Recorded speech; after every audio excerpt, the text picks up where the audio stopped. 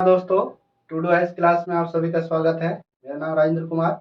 आज स्टार्ट करते हैं बेसिक से मैथ का नया टॉपिक, संख्या पद्धति, जो प्रत्येक कॉम्पिटिटिव एग्जाम में आता है और वेरी इंपॉर्टेंट है। तो बेसिक से स्टार्ट करते हैं, देखते हैं संख्या पद्धति। संख्या पद्धति के बारे में देखते हैं। तो संख्या पद्धति होती क्या है, इसके बारे में क्या है संख्या पद्धति, इसके पार्ट क्या है, क्लासिफिकेशन देखते हैं नंबरों का। जितनी भी संख्या हैं उनका बेसिक से अपन इस क्लास में डिस्कशन करेंगे। तो स्टार्ट करते हैं संख्या पद्धति। संख्या पद्धति वो है जहाँ पर नंबरों का रिप्रेजेंट किया जाता है। जैसे एग्जाम्पल के तौर पर देख सकते हैं, परिवार है। परिवार का जो सदस्य है वो परिवार का एक पार्ट होता है। उसी तरह से संख्याएं जो हैं वो एक संख्या पद्धति का एक पार्ट है। तो संख्या पद्धति चार प्रकार की है, देखते हैं। एक जो है पहली बाइनरी संख्या पद्धति,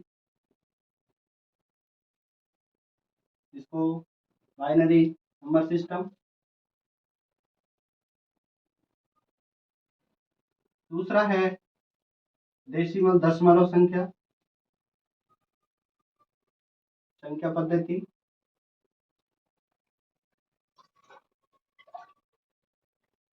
जिसको इंग्लिश में डेसिमल नंबर सिस्टम। तीसरा जो पार्ट है इसका वो है ऑक्टल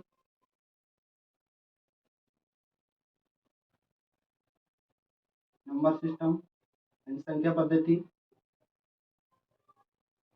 इंग्लिश में ऑक्टल नंबर सिस्टम बोलते हैं। चौथा इसका जो पार्ट है वो है हेक्साडेसिमल पद्धति। ये चार पार्ट है संख्या पद्धति के। जो अपना एग्जाम के पॉइंट ऑफ व्यू से जो है वो दशमलव संख्या पद्धति इंपॉर्टेंट है। इसमें जो देखते हैं संख्या पद्धति में दशमलव या डेसिमल जो संख्या पद्धति है, इसका विश्लेषण विस्तार से करते हैं, जो एग्जाम के पॉइंट ऑफ व्यू से विशेष इंपॉर्टेंट है। देखते हैं दशमलव संख्या पद्धति।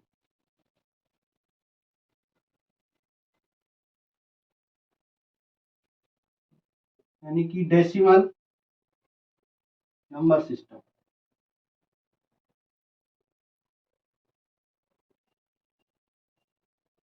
डेसिमल जो नंबर सिस्टम है इसके अंतर्गत 10 डिजिट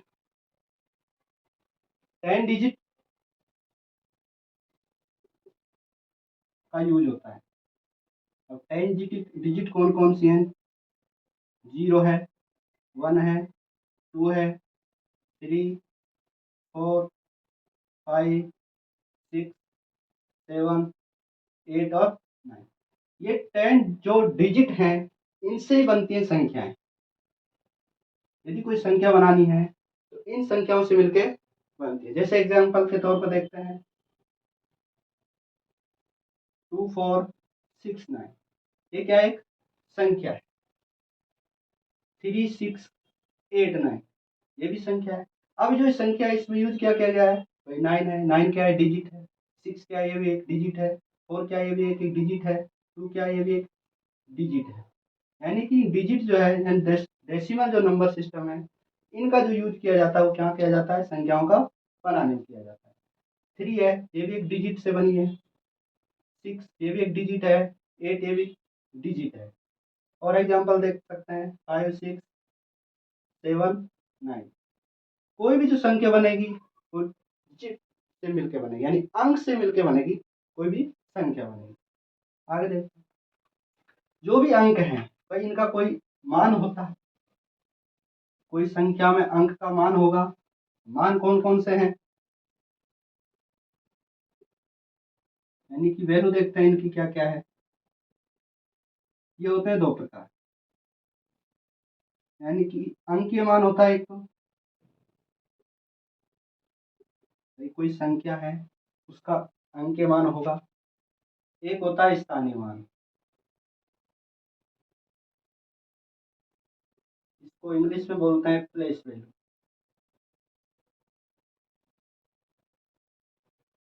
इसको बोलते हैं फेस वैल्यू।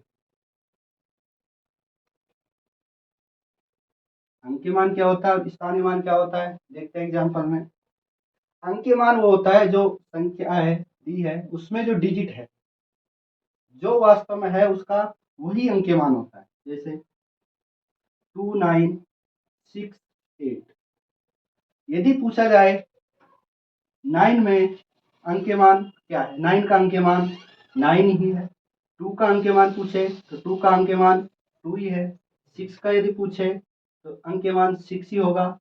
8 का यदि कोई अंक्यमान पूछे तो 8 का भी अंक्यमान 8 ही होगा। यानी जो संख्या में जो डिजिट दी हुई है उस डिजिट का वही अंक्यमान होता है जो उस वो डिजिट है। जैसे 3, 6, 9, 8। 6 का अंक्यमान पूछे यानी फेस वैल्यू पूछे तो 6 की फेस वैल्यू 6।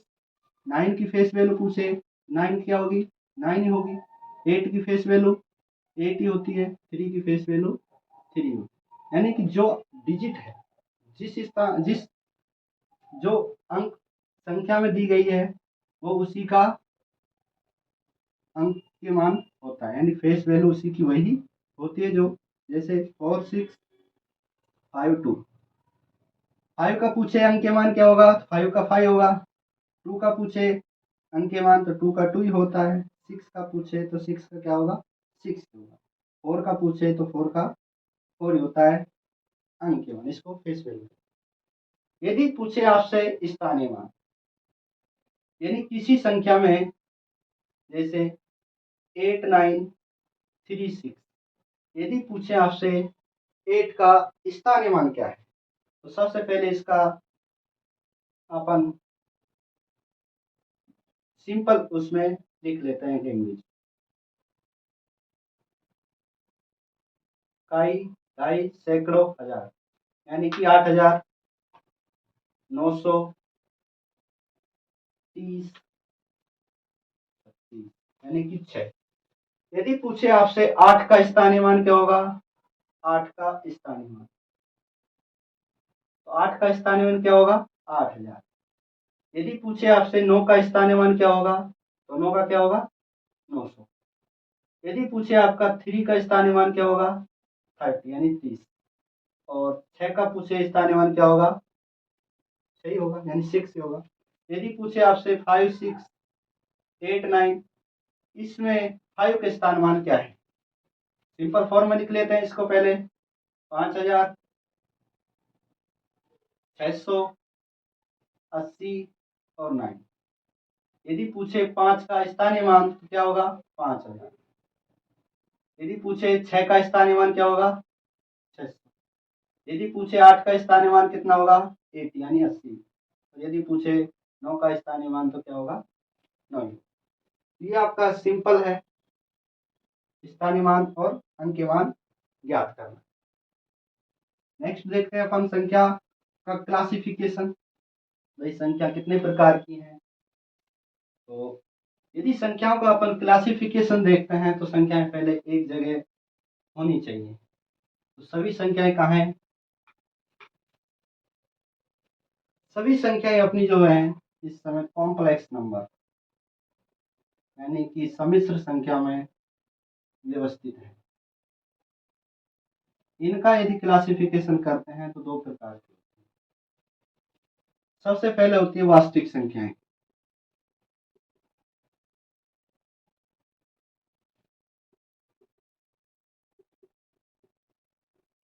वास्तविक संख्या यानी रियल नंबर। एक होती है काल्पनिक संख्याएं,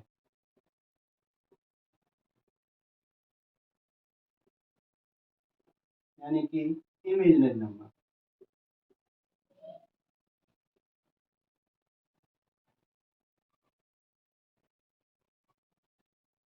काल्पनिक संख्याएं जो हैं वो होती हैं जिनको हम कल्पना करते हैं, यानी कि जिनको हम आयोटा के रूप में व्यवस्थित कर सकते हैं। जैसे आयोटा का जो मान होता है √-1 होता है। आयोटा स्क्वायर यदि निकालते हैं तो -1, ये इसका मान होता है। यदि इनको रिप्रेजेंट करने यानी कैसे पता चलेगी काल्पनिक संख्या है, तो a प्लस आयोटा b, यानी कि a की और b की कोई वैल्यू हो सकती है, यानी कि 2 + 4 आयोटा b आयोटा 4 कर सकते हैं, या फिर 3 + 5 आयोटा। इस तरह यदि कोई संख्या रिप्रेजेंट है तो उनको क्या कह सकते हैं, काल्पनिक संख्याएं कह सकते हैं। ये जो काल्पनिक संख्या है इनका अपने जो कॉम्पिटिटिव एग्जाम में है उसमें इम्पोर्टेंस कम है। तो इनका 1-2 क्वेश्चन आता है, उनको अपन बेसिक क्वेश्चन आता है तो उनको अपन एक अलग से कर लेंगे। देखते हैं वास्तविक संख्याएं। वास्तविक संख्याएं जितनी भी संख्याएं बची हैं काल्पनिक संख्याओं के बाद, वो सभी क्या है? वास्तविक संख्या, यानी कि रियल नंबर है। रियल नंबर में कौन कौन से आ सकते हैं भाई? डेसिमल नंबर, यानी दशमलव जो नंबर है वो हो सकते हैं इसके अंदर। इंटीजर, भाई जितना भी पूर्णांक संख्या है वो सारे इसके अंतर्गत है, रियल नंबर के अंतर्गत, यानी कि पूर्णांक संख्या। दशमलव संख्याएं कौन कौन सी हो सकती है? एग्जाम्पल के तौर पर देख सकते हैं, जिनको भिन्न के रूप में लिख सकते हैं, फ्रैक्शन के रूप में लिख सकते हैं। देखते हैं 0.5 डेसिमल नंबर है, 0.1 डेसिमल नंबर है, 0.2 यानी कि पुनरावृत्ति हो रही है किसी संख्या की, तो वो भी किस में आएंगे? Decimal number. यदि कोई संख्या बार के रूप में लिखी है तो वो भी किस में आएगी? डेसिमल। तो डेसिमल संख्याएं देखते हैं आगे ये कितने प्रकार की।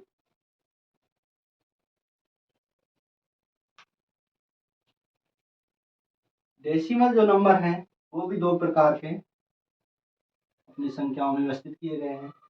देखते हैं डेसिमल, यानी कि दशमलव नंबर, दशमलव संख्या।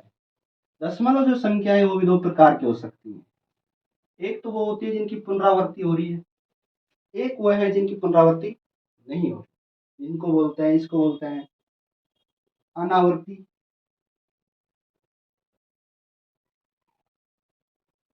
आवर्ती बोलते हैं इसको, आवर्ती संख्याएं।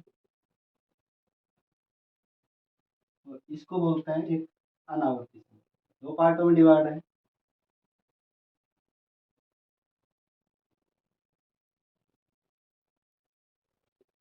इनको रिकरिंग संख्याएं बोल सकते हैं, रिकरिंग नंबर, या फिर टर्मिनेटिंग संख्याएं बोल सकते हैं। इसके अंतर्गत ही होती है रेशनल संख्याएं, यानी कि इनको बोलते हैं परिमेय।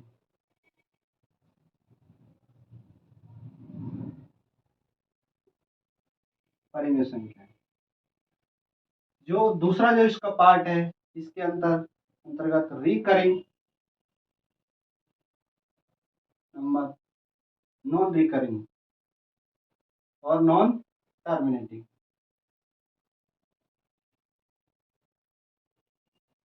और एक पार्ट और है इसका इरेशनल नंबर। इन पार्टों में डेसिमल नंबरों को डिवाइड किया गया है। टर्मिनेटिंग, जिनका फ्रैक्शन किया जा सकता है, जिनको भिन्न के रूप में तोड़ा जा सकता है। रेशनल नंबर, जिनको पी अपॉन क्यू के रूप में रिप्रेजेंट किया जा सकता है। जैसे एग्जांपल परिमेय संख्या क्या होती है? जिनको पी अपॉन क्यू के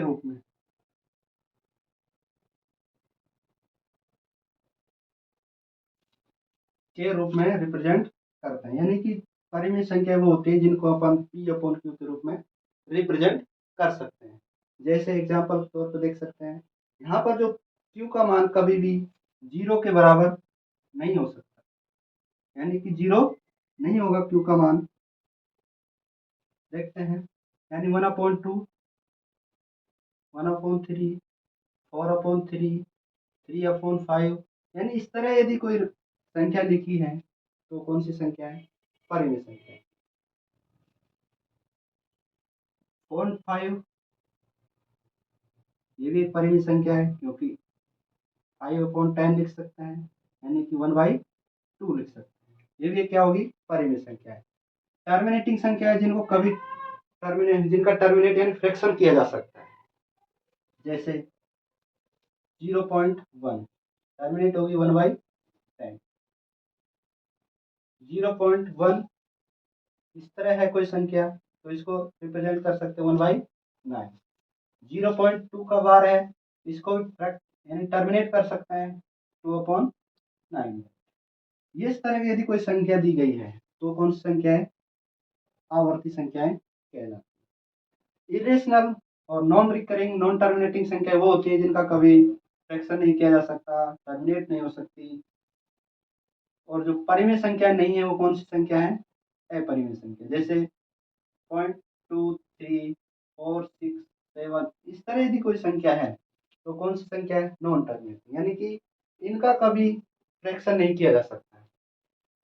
जैसे एग्जाम्पल तौर पर √2 अपरिमेय संख्या है, √3 अपरिमेय संख्या है, √5 अपरिमेय संख्या है, √7 अपरिमेय संख्या। इनका कभी फ्रैक्शन यानी P/Q के रूप में नहीं लिख सकते। वो कौन सी संख्या होगी?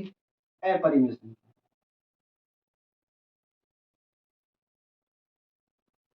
यानी कि इरेशनल नंबर।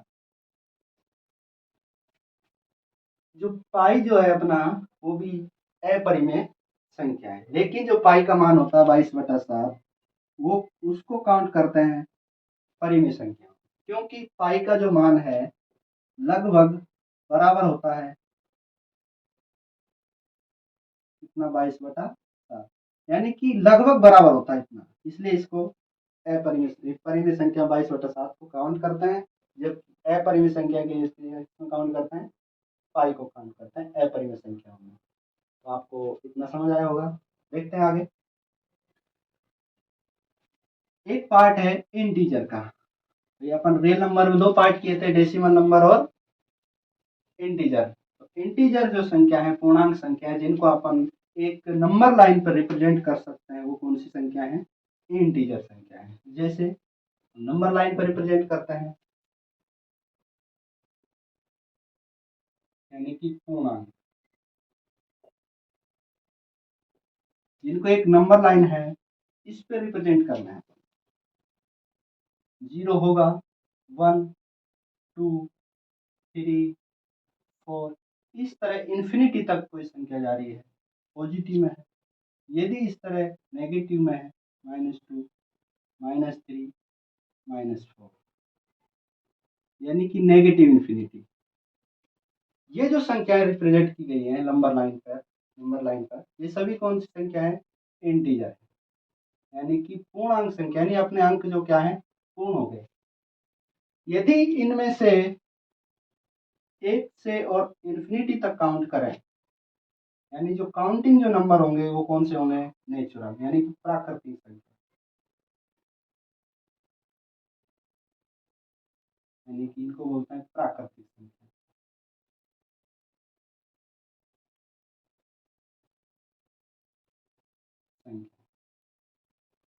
प्राकृतिक संख्याएं कौन कौन सी हो गई? 1, 2, 3, 4 इस तरह से इन्फिनिटी तक जो जा रही है कौन सी संख्या है?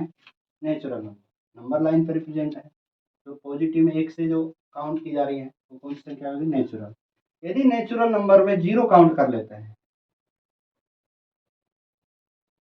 कौन से नंबर बन जाते हैं? होल नंबर,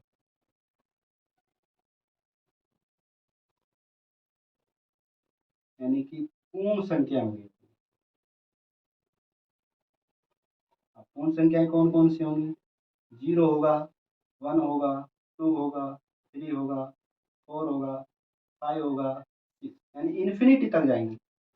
कौन सी संख्या होंगी? Whole number. यदि पॉजिटिव हो गया, नेगेटिव हो गया और 0 हो गया काउंट, तो ये सारी संख्याएं कौन सी काउंट हो गई? इंटीजर। कौन सी संख्या हो गई? इंटीजर में।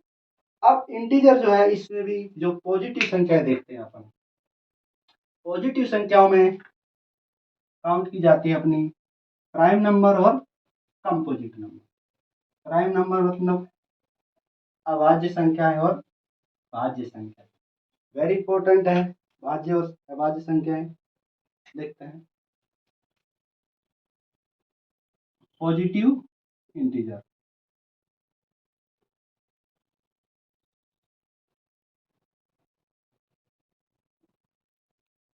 यानी कि धनात्मक पूर्णांक।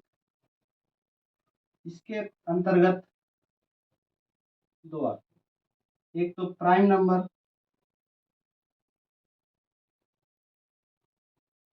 अभाज्य संख्या है,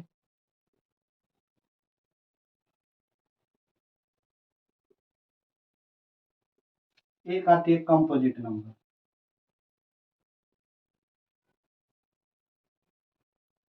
यानी कि भाज्य संख्या। शब्द से ही पता चल रहा है। अभाज्य संख्याएं जिनका फैक्टर केवल 2 होता है, जैसे संख्या देखते हैं, अभाज्य संख्या एग्जाम्पल समझते हैं। 2, 3, 5, 7, 11, 13, 17, 9। इस तरह से संख्या है, कौन सी संख्या है? अभाज्य संख्या। मैंने बोला था फैक्टर 2 होता है। फैक्टर देखते हैं 2 का। एक तो इसका 1 होगा, एक होगा इसका स्वयं का 2। एक 1 होगा 3 का, एक यानी कि एक तो स्वयं का फैक्टर होगा और एक फैक्टर होगा इसका 1। प्रत्येक जो संख्या है उसका 2 ही फैक्टर होंगे। एक तो 1 होगा, एक स्वयं का होगा, एक 1 होगा। देखते हैं अपन सबका हो रहा है कि नहीं हो रहा। इसका भी एक तो 1 है, एक 5 है। इसका भी एक 7 खुद का स्वयं का है, एक 1 है। तो इस तरह जो संख्या है, कौन सी संख्या है? भाज्य संख्या। यानी अभाज्य संख्या है वही है, एक तो अपने आप स्वयं से भाज्य हो संख्या और एक 1 से भाज्य हो, तो ये कौन सी संख्या होगी? अभाज्य संख्या। भाज्य संख्या वो होती हैं जिनका स्वयं के अलावा किसी और संख्या से भाग जाता हो, यानी कोई और संख्या जो विभाजित उसको कर दे, जैसे 4, 6, 8, 9। इस तरह 4 है, 4 का भाई 1 से विभाजित होगी, 2 से होगी और 4 से होगी। यानी स्वयं से विभाजित होगी, किसी और संख्या से विभाजित होगी और 1 से विभाजित होगी। यानी कि 2 से अधिक जिसका फैक्टर 1 यानी विभाजित हो जो संख्या, वो कौन सी संख्या है? भाज्य संख्या है। जबकि एक जो है, एक न तो भाज्य है न अभाज्य, क्योंकि इसका स्वयं का ही फैक्टर होता है एक, किसी दूसरे का फैक्टर इसमें नहीं होता। यानी स्वयं से भाग जाती है, किसी दूसरी संख्या से भाग नहीं जाती।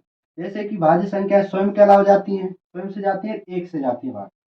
जबकि अभाज्य संख्या, भाज्य जो संख्या है स्वयं के अलावा किसी और संख्या से भी भाग जाती है। जैसे 6 का कितना फैक्टर हो सकते हैं? भाई 1 से जाएगी, 2 फैक्टर हो सकता है इसका, 3 हो सकता है और स्वयं 6 हो सकता है। यानी 1 से विभाजित होती है, 2 से विभाजित, 3 से विभाजित और 6 से विभाजित। 8 है, भाई 8 कौन कौन सी संख्या से विभाजित होगी? भाई 2 से विभाजित होगा, 1 से तो विभाजित होता ही होता है, 3 4 से विभाजित होगा और स्वयं से भी विभाजित। यानी कि स्वयं के अलावा किसी और संख्या से भी जो विभाजित होती हैं, वो कौन सी संख्या होती हैं? भाज्य संख्याएं। अभाज्य संख्याएं जिनका केवल 2 फैक्टर होता है, यानी 2 संख्याओं से विभाजित, यानी स्वयं से और 1 से विभाजित होती है, वो कौन सी संख्या है? अभाज्य संख्याएं। इनमें जो केवल 2, केवल ओनली बोल रहा हूं, केवल 2 संख्या जो है, एक ऐसी संख्या है जो क्या है? सम है। आगे देखते हैं सम संख्या क्या होती है। केवल ये यहाँ पर ये ध्यान रखना बस, क्योंकि केवल जो 2 है ये सम संख्या है और कौन सी है? अभाज्य संख्या। केवल 2 ही है। आगे काउंट करेंगे तो कोई भी ऐसी संख्या नहीं आएगी, आपको मिलेगी अनंत तक जो सम संख्या हो। केवल 2 ही है जो क्या संख्या है? सम संख्या है और अभाज्य संख्या है।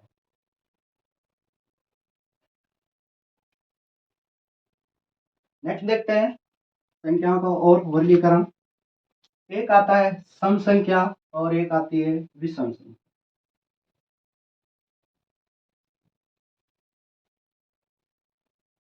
इंटीजर का ही पार्ट है सम, यानी कि इवन नंबर। एक आता है विषम, यानी कि ओड नंबर। एग्जाम में वेरी इंपॉर्टेंट है, सिंपल है लेकिन कंफ्यूजन कर देता है। जो संख्याएं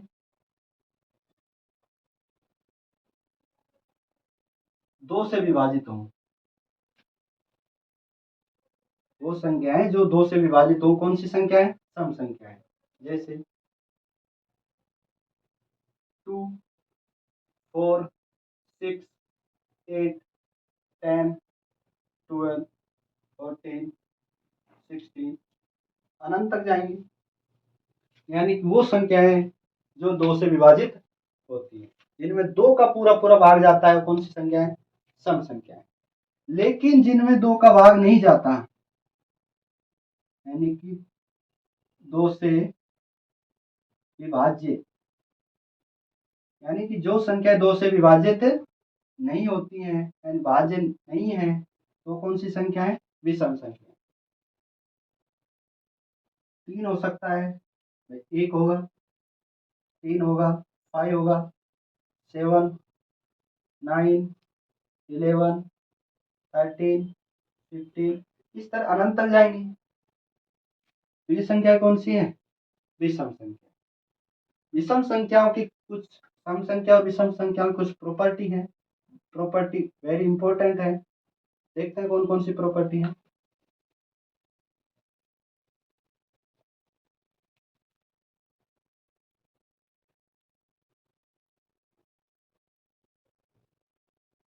यदि यानी सम संख्याओं को, दो सम संख्या, सम प्लस सम, यदि दो इवन संख्या यदि जोड़ते हैं तो हमेशा ध्यान रखना इवन ही आएगा। एग्जाम्पल देखते हैं। 2 सम है प्लस 6 सम है, तो क्या आया? 8। क्या आया? यानी जो जोड़ने के बाद जो आंसर आएगा, योग आएगा, वो भी क्या आएगा?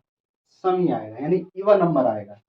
देखते हैं 6 प्लस 4, देखते हैं 10 आया, ये भी क्या है? Even number. यदि 8 प्लस 4 किया, ये भी क्या है? Even number. जब आप दो सम संख्याओं का योग करते हैं तो उनका जो सम आता है वो भी क्या आता है? इवन ही आता है। ये ध्यान रखना, पूछा जा सकता है क्वेश्चन में। यानी कि जब दो संख्याओं का सम करते हैं तो जो सम आता है उनका, वो भी सम ही आता है। एक प्रॉपर्टी देख ली आपने। दूसरी प्रॉपर्टी देखते हैं। यदि एक संख्या इवन है और दूसरी ऑड है, यानी कि विषम संख्या है, तो हमेशा ध्यान रखना, तो भी क्या आएगा? इवन ही आएगा। तो भी क्या आएगा? इवन नहीं, ऑड आएगा। सॉरी। यदि तीसरी प्रॉपर्टी, यदि ऑड दो संख्या हैं तो इनका हमेशा याद रखना, इनका इवन आता है। यानी कि जब दो ऑड संख्या, जैसे एग्जांपल समझ सकते हैं, 1 ऑड है, 3 भी ऑड है, तो क्या आया? 4। 4 क्या है? अपना इवन नंबर, यानी सम संख्या है 4। यदि एग्जांपल तो और देखते हैं, यदि 3 प्लस 5, 3 भी ऑड है, 5 भी ऑड है, क्या आया? 8। 8 क्या है? अपना इवन नंबर। ये जब दो और संख्याओं का सम करते हैं तो इनका आंसर क्या आता है? सम ही आता है।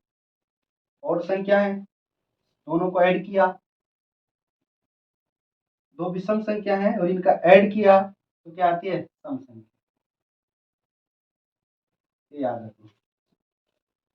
चौथी प्रॉपर्टी देखते हैं। यदि ऑड और इनटू ऑड किया, हमेशा ध्यान रखना ऑड ही आता है। 1 इंटू 3 किया, क्या आया? 3। 3 क्या है? ऑड संख्या, यानी विषम संख्या है। 3 इंटू 5 किया, क्या आया? 50। ये भी क्या है? एक विषम संख्या है। 4 प्रॉपर्टी देखी। 4 प्रॉपर्टी। नेक्स्ट प्रॉपर्टी देखते हैं।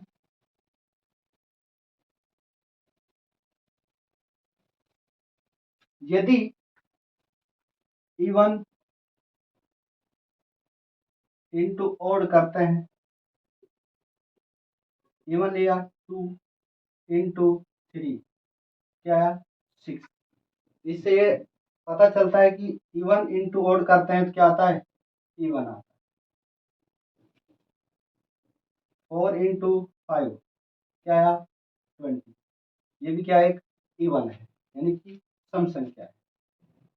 6 इंटू 9 किया, क्या आया 36।